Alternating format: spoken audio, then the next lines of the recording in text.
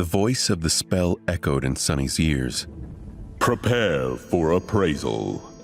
Sonny found himself in a space between dream and reality. It was an endless black void illuminated by a myriad of stars. Between those stars, countless strings of silver light were woven into a beautiful and inconceivably complex net, forming various nexuses and constellations. It was truly breathtaking. Somehow, Sonny understood that he was seeing the inner workings of the nightmare spell. He also couldn't help but think that it looked a lot like the celestial equivalent of a neural network. Did that mean the spell was alive? What did it want from him? How was it going to appraise him? And what would it mean if the spell was still unsatisfied? His questions were endless, and for decades, people had been speculating about the source and nature of the nightmare spell. The best answer they had come up with was that there was no way to know. The spell was neither alive nor dead, neither sentient nor mindless. It was more of a function than a creature. But Sonny was in no mood to ponder philosophical questions. He was eagerly awaiting his boon. That was the promise of surviving the first nightmare. Every awakened is granted something, and Sonny was long overdue to receive some help from life. The spell was still appraising his performance. However, the first reward seemed unrelated to the challenge Sonny had faced. You have received a memory, Puppeteer's Shroud. Sonny felt incredibly elated. Yes! Memories were useful items that dreamers could summon in times of need. This Puppeteer's Shroud apparently belonged to the Mountain King, and by slaying the beast, Sonny had taken ownership of the item. Sonny was almost ready to do a happy dance. The Mountain King was a high-ranking monster, an awakened tyrant by Sonny's estimation. Therefore, Sonny could conclude the creature's memory was also of awakened rank. Getting a strong tool like that was a stroke of incredible luck for Sonny. He'd now be well armed in any future nightmares. And he'd need any advantage he could get. The nightmare spell got increasingly difficult every time a dreamer was faced with a trial. Under the nightmare spell, memories, attributes, aspects, and even a dreamer's soul core were classified by 7 ranks of increasing power: dormant, awakened, ascended, transcendent, supreme, sacred, and divine. The power gap between different ranks simply could not be overestimated. Similarly, nightmare creatures were classified by 7 ranks of increasing depravity: dormant, awakened, fallen, corrupted, great, cursed, and unholy. From the spell's point of view, Sonny was a dormant human. Having a memory of a higher rank than his soul core would be of great help once he enters the dream realm. Sonny wanted to take a look at the Puppeteer's Shroud, but there was no more time. The spell was done with its appraisal. Here in the void, its voice didn't sound subtle and familiar anymore. Rather, it seemed like the universe itself was speaking. Sonny held his breath, listening. Appraisant, your trial is over. A nameless slave ascended the Black Mountain. Both heroes and monsters fell by his hand. Unbroken, he entered the ruined temple of a long-forgotten god and spilled his blood on the sacred altar. The gods were dead, and yet they listened. Sonny blinked at the statement. From his perspective, he had been scrambling from one disaster to the next trying to survive, but to hear the nightmare spell's evaluation, he sounded badass. The voice continued. You have defeated a dormant beast, Mountain King's larva. You have defeated 3 dormant humans. You have defeated an awakened human, Gregor of the 9. Sonny blinked in confusion and thought, the 9? The 9 what? Was there more to Gregor than he had realized? The voice didn't grant Sonny time to dwell. You have defeated an awakened tyrant, Mountain King. You have received the Shadow God's blessing. You have achieved the impossible. Final appraisal, glorious. Your treachery truly knows no bounds.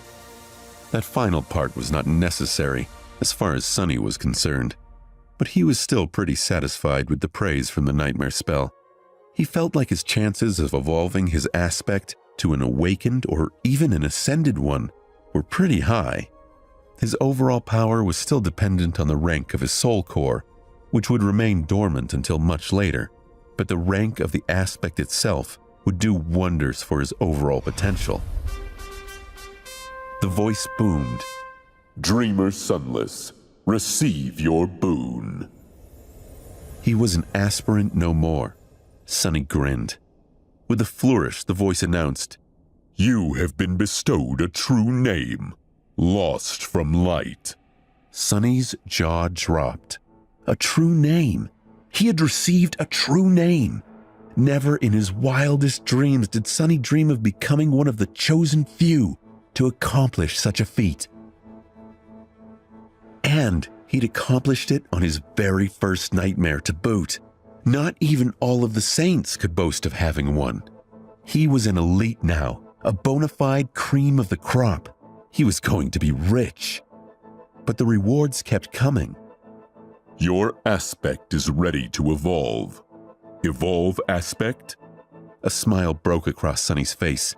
He couldn't believe the nightmare spell would even ask such a question. Of course he wanted to improve his aspect. Sonny crossed his fingers. Yes! There was a loud rumbling noise. Dormant aspect temple slave is evolving. New aspect acquired. Aspect rank, divine. Sonny fell over. Divine was the highest possible rank for an aspect. Whatever this new power was, it was one of the strongest in the game. The voice barreled along, not giving Sonny any time to process this huge revelation. Aspect name, Shadow Slave. Sonny was standing on his knees, stupefied. The shock was so great that for a second there he lost all control over his limbs and fell. Divine! It said divine, right? He raised a trembling hand and rubbed his eyes, making sure that he was awake, or rather conscious, since technically he was still sleeping in the underground vault of the police station. Overwhelmed by all this terminology, Sonny silently summoned the runes and found the lines describing his aspect. Aspect, Shadow Slave. Aspect rank, divine. Aspect description. You are a miraculous shadow left behind by a dead god. As a divine shadow, you possess plenty of strange and wondrous powers. However, your existence is empty and lonesome. You mourn the passing of your former master and long to find a new one. Sonny took a deep breath. Sounds a little melancholy, but at least I'll have some real power for once in my life. He continued reading. Innate ability, Shadowbound. Ability description. Find a worthy master and let them know your true name. Once they recite it out loud, you will be bound to their will, unable to disobey any command. It is improper for a shadow, let alone a divine one, to walk around without a master. That was a lot to digest. First of all, Sonny felt his heart beating faster. He heard it right. All the suffering and horror he had experienced in the first nightmare paid off in the end. A divine aspect. He had received a divine aspect. Anything above awakened was rare and immensely valuable. People with ascended aspects were uncommon enough to be fought over by various factions. The factions themselves were built around singular powerhouses with transcendent or supreme aspects, and he had never, ever heard of anyone acquiring a divine one. Never. Anything with the divine prefix was so hard to find that it mostly lived in the realm of myths and legends. After all, the human race had not reached that high yet. It was only slightly more than a decade since humans managed to finally conquer the third nightmare and received the ability to evolve their cores to Transcendent rank. As Transcendents, or Saints as they were called in the real world, powerful Awakened ruled over the dream realm, but even they did not dare to face nightmare creatures of higher ranks. Everyone knew that theoretically you could have a memory, echo, or aspect of supreme, sacred, or divine rank, but to Sunny's knowledge, no one had ever earned one. Until now.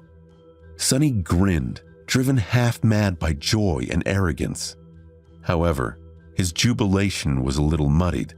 After all, there was that weird innate ability. Of course, he had no intention of becoming someone's magical slave with no free will of his own. To hell with that. All he had to do to avoid that fate was conceal his true name. No one except for him could see his status. That meant that Sunny just had to keep his mouth shut, and no one would know that he even had one. It meant giving up on all the benefits that someone who was bestowed a true name after the first nightmare was entitled to. But none of those benefits were worth his freedom. Besides, the honor of a true name was overshadowed by his divine aspect. The nightmare spoke again. The first seal is broken, awakening dormant powers. Sunny braced himself, eager to discover what his strange and wondrous powers would be.